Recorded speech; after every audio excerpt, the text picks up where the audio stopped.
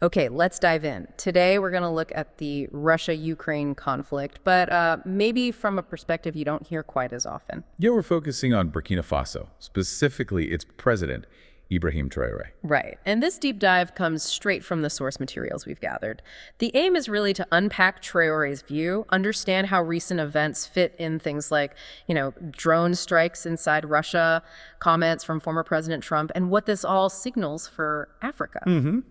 And what jumps out from the sources is that President Traoré really sees this conflict through a very specific lens. Okay. He hasn't said a huge amount publicly about the day-to-day fighting, but the material suggests he views it less as just a European war. And more as... More fundamentally as a proxy struggle. It's about this broader contest between Western influence and sort of sovereign resistance playing out. And for him, this isn't just theoretical, is it? The sources seem to stress a connection he makes to Africa's own experiences. Absolutely. Yeah. He draws direct parallels to Africa's long history, fighting against external control, against neocolonialism. So the dynamics are similar in his view. That's the idea presented. That what's happening in Europe echoes these historical power plays, where external actors try to maintain sway over key regions. There's a quote in the sources attributed to him that really hits this home. Oh, yeah. He says something like, "Every nation must decide for itself what freedom truly means.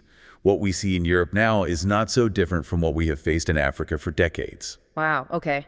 That really frames his perspective clearly. It does. And that framing, it must gain a kind of urgency with recent events, like the sources mentioning Ukrainian drone strikes hitting targets deep inside Russia. Exactly. For leaders like Traoré, looking through that lens, this kind of escalation is a major concern. Why specifically? Well, the analysis in the sources suggests he worries these actions increase the risk of the conflict spilling over, maybe drawing in other powers, and then indirectly impacting Africa. There are things like Economic shocks, food security issues, maybe pressure to pick a side in a bigger global confrontation, things Africa wants to avoid.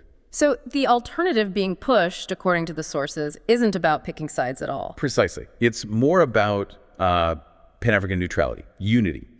The argument is that African nations should steer clear of getting entangled in this kind of East-West divide that doesn't really serve their core interests. Focus inward instead. Right. Focus on collective self-determination. It's interesting how the sources then bring in figures like Donald Trump. His comments, saying the war wouldn't have happened under him, warning about World War III. How do they connect? It's a fascinating link the material explores. Yeah. From the perspective, outline Traoré's, for example, when someone like Trump questions Western motives or the strategy in Ukraine. Like arming without a clear peace plan. Exactly.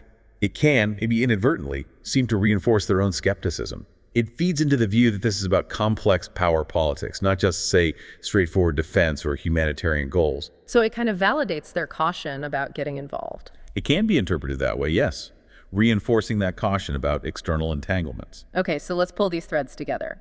For Burkina Faso under Traoré, what's the practical outcome of this perspective based on the sources? The sources strongly point towards non-alignment. The real priority seems to be regional security and building up Africa's own capabilities. So looking inward, practically speaking. Yeah, very much so.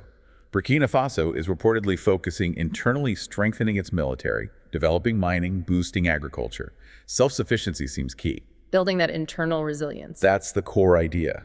These global conflicts and pressures are seen as proof that real security, real sovereignty has to come from within, not from relying on outside powers or aid that might have strings attached. Right. Okay, so to summarize this deep dive, we've explored President Traoré's view, seeing the Russia-Ukraine war through this lens of African sovereignty and resisting external influence. Yeah, and his concern, highlighted in the sources, that escalations like drone strikes inside Russia could broaden the conflict and impact Africa indirectly. Which leads to this push for Pan-African neutrality and, crucially, building internal strength military, mining, agriculture as the path to self-reliance for Burkina Faso.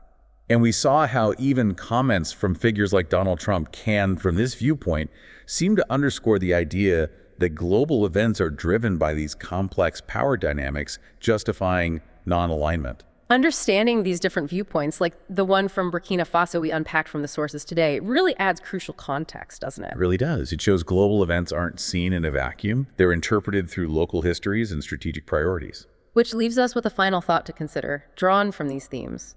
Could that focus on looking inward, on building self-reliance as advocated in the sources?